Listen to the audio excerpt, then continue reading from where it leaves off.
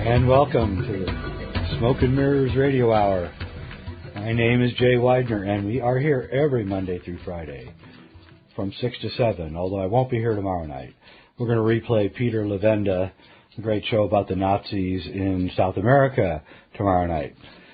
Tonight, without further ado, because only really have about 40 minutes on this show in between the ads to really talk about stuff, and I got a guy I want to talk to, so without further ado, I am going to introduce you to the infamous Cliff High of Half Past Human.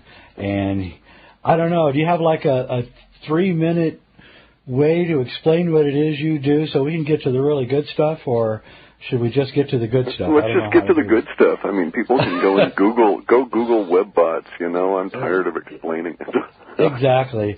That's how I feel about my Henday stuff. It's like, just go read it. That's why you wrote the book, exactly. Yeah, exactly. All right. So Cliff has awesome computer program which looks into things, and he's been able to predict events, and go Google him and you'll find it out. But what we're here to talk about tonight is Cliff's kind of piggyback to his theory on top of Patrick Gerald's, and a little dash of Henday and some Carl Kalaman, and put it together and come up with a rather evocative explanation for 2012. And although I try to stay on the positive, I cannot deny what you are saying, because your numbers are coming out right, and that's what worries me, is when the math comes out right. So why don't you tell us? Yeah, tell us about the sun. Let's start with the sun, because everybody on that listens to this program knows about how concerned I am with what's going on with the sun right now, and I think your explanation may be the one we've been looking for. Well, there's my data had always suggested that we were dealing with magnetics at a level that we could barely understand, and so I was always looking at the sun for some kind of an issue there, and unfortunately I followed the same trail as almost everyone else and postulated something external to the solar system. However, Patrick Gerald's work provides a mechanism within the sun itself that accounts for everything that we're seeing, from the interplanetary problems, from the individual planets having the climate issues, and so on, and they all come back to the sun and a natural periodic cycle. And basically, it's an issue of the sun's magnetics wind themselves up into a tizzy over about 11,500 years, and then they've got to decide, okay, we're going to blow off all this extra energy, and they do it all at once. And that's fundamentally Gerald's approach, and I just added a few things there that seem to make sense and also allow for the prediction of some other items associated with it.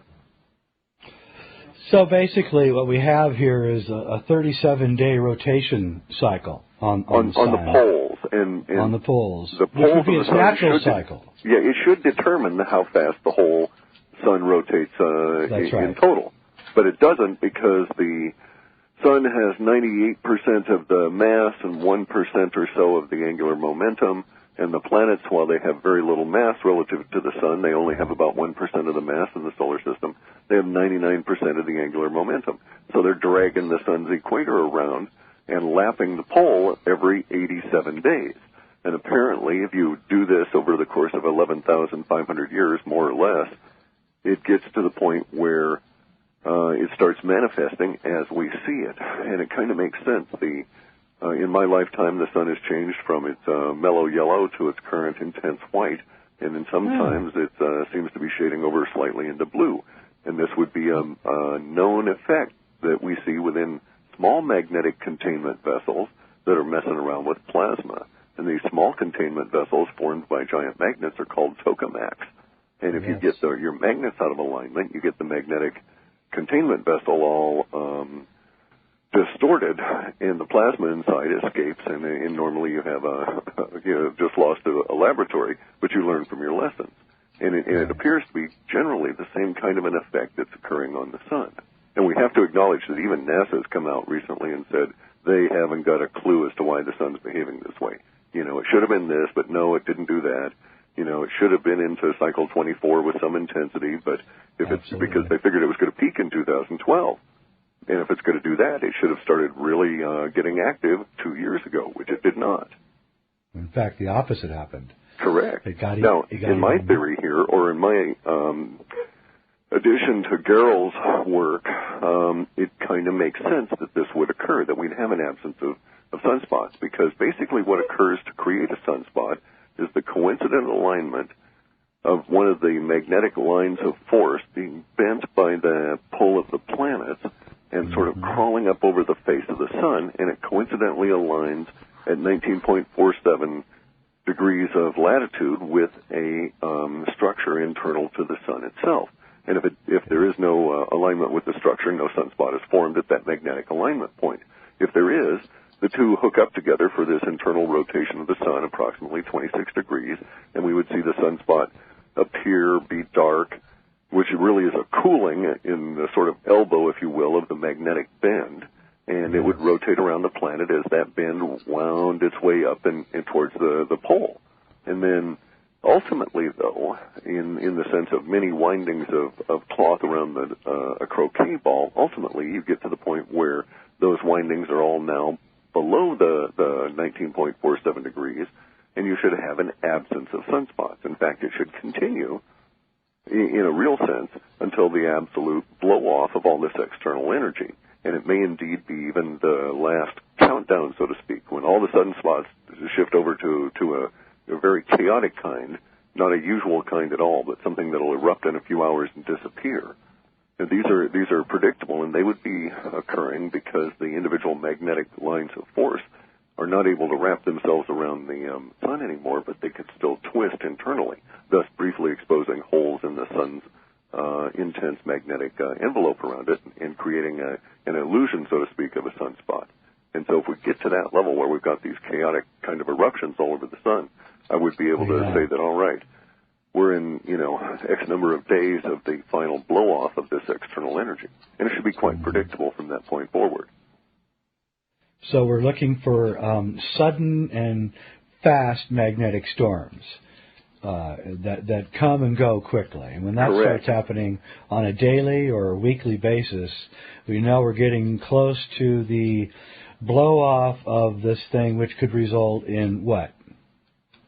Well, which will result in a giant magnetic sphere headed outward. There are some questions as to whether the magnetic sphere would be of a uniform nature or a rather haphazard nature in terms of, how much magnetism in what area of the sphere as it expands.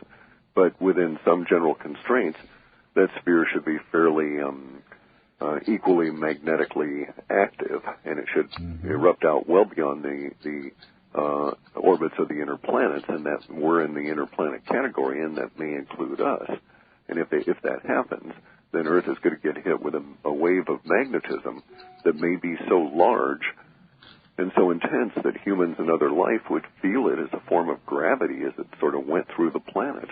And in its very most severe form, if it happens to be of a negative or southern polarity, it would cause a pole shift in our magnetic pole, which may result in a crustal shift as well. Well, my Caro friends in the Andes Mountains tell me that what they predict is a term is called Pachacuti, which means the world turned upside down. And I asked them what they saw happening around 2012, and they said, well, we're really going to miss our white brothers. Well, we're going to miss them too, I'm sure. Well, I think they have plans. Well, it kind of makes sense too. I mean, this sort of thing happening periodically. Gerald's math is very precise. It makes sense if you imagine that there's this rather complex nature of the sun that gets all whipped up and maintains this state for a while, 11,000 some odd years. Then you can look back and say, if that kind of thing occurs and you get the giant waves that Gerald thinks would occur, then living in places like Machu Picchu make a whole lot of sense. And that's why they went to the trouble to create such. Well, that's right. And the legends, of course, are that Viracocha stayed in the caves during the last catastrophe and came out and recreated civilization. This is the very central myth of the Caro.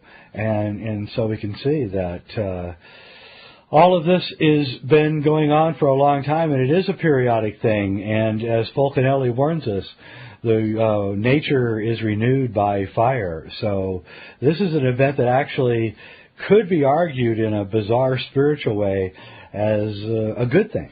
So because that's a complex thing.